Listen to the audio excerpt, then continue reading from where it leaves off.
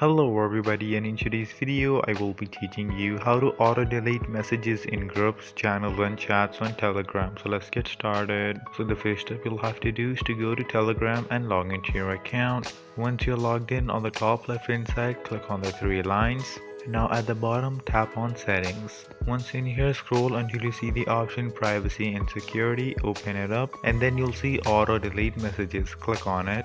Now here you can choose to auto delete messages after 1 day, 1 week or 1 month, or you can also choose a custom time, which includes 5 months, 6 months, etc. Now all the new chats that you start, their messages after 1 month will be automatically deleted. But if you want to apply this setting to your existing chats, just tap over here and then you'll see all of these different chats on which you can apply this setting.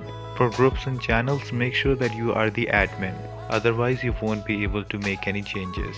And there you go. If you guys found this video helpful, make sure to leave a like and subscribe to our channel. I'll see you all in the next one. Goodbye.